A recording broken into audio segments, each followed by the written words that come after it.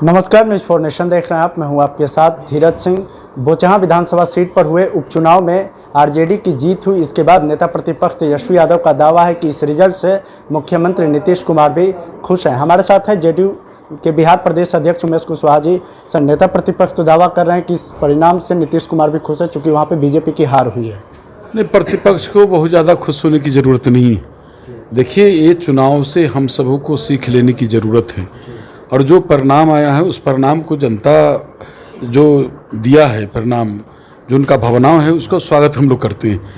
लेकिन आप देखेंगे कि जब हमारे जो घटक दल है, जिसमें बीजेपी को इसमें आगे बढ़ के इसमें विमर्श करने की ज़रूरत है, आकलन करने की ज़रूरत है कि आखिर किस कारण हमारी कहीं भूल हुई है, चूक हुई है, क्या हमारा कमी रह गया है, इसको मैंने समीक्षा करने की ज़रूरत है। और हम समझते हैं कि जब समीक्षा होगा और संगठन हमारा जो हमारे घटक दल है, जब आपस में जब इसको बैठ के सकारात्मक जब परिणाम देंगे, तो जो सामने चुनाव हैं 2024 और 2025, उस चुनाव में बेहतर रिजल्ट आएगा। आरजेडी के लोग तो कह रहे हैं कि जेडीयू ने बेहतर तरीके से चुनाव प्रचार नहीं किया, इसीलिए आज बीजेपी को ये हार का मुँह देखना पड़ा। नहीं, हम तो पूरी ताकत से हमारा जनता दल यूनाइटेड और जो हमारे लीडर हैं सभी आप जानते हैं कि गए हैं। नहीं, इसमें तो बीजेपी देखिए कि कहाँ आखिर भूल हुई है, कहाँ चूक हुई है। नहीं, जब देखेंगे तो कहीं ना कहीं कमियां तो है, और उसी का जनता ने कहाँ दिया है परिणाम, किस रूप में लाके खड़ा किया है, तो जनता मालिक है। और जनता किस रूप में दिया है, ये तो हम लोग सब लोग उसको एक्सेप्ट करते हैं। जनता सर्ववान होते हैं, हम लोग इसको एक्सेप्ट किया है। इसमें हमारे पार्टी के जो लीडर है एनडीए घटक दल के, वो लोग इस पर विमर्श करें, वो लोग चिंतन करें। आप ही के जो घटक दल हैं, जीतन राम मांझी का कहना है कि मुकेश सहनी को अलग करना बीजेपी को भारी पड़ा है। क्या लगता है कि ये इसी के कारण बीजेपी को हार का मुँह देखना पड़ा है?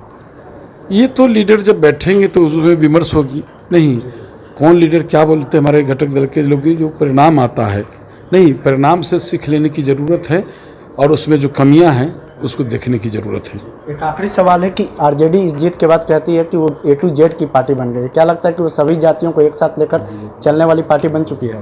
A to Z जो कहती है, ये हमें मैंने बड़ी हंसी आती है कि आप देखिए कि जो उन्होंने जो चुनाव में जो अभी विगत जो बिहार विधान परिषद का चुनाव हुआ है, उस चुनाव में जब उनका आकलन करेंगे तो उन्होंने जो सीट दिया है और कहते हैं कि चाहे भागीदारी दी है, किसकी भागीदारी दी है वो आपको आकलन करने से पता चल जाएगा। नहीं, ये A to Z की पार्टी है कि क्या है, उनके ही लालू के लाल तेज प्रताप, नहीं क्या बोलते हैं, उन्होंने जो अभी पश्चिमी चंपारण से जो चुनाव जीते हैं सौरभ, नहीं, उस पर उन्होंने क्या कहा है, ये बड़ी लोकतंत्र के लिए गंभीर बात है।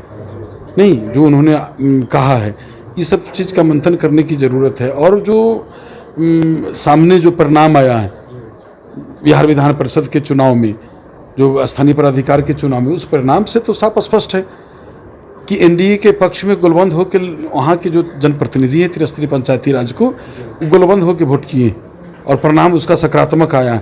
हम लोगों ने आधे से ज़्यादा सीट, नहीं, हमने चुनाव जीता है। मात्र विपक्ष जो है 6, प्रतिपक्ष जो है 6 सीट जीता है, तो एनडीए के पक्ष में ही रिजल्ट हुआ।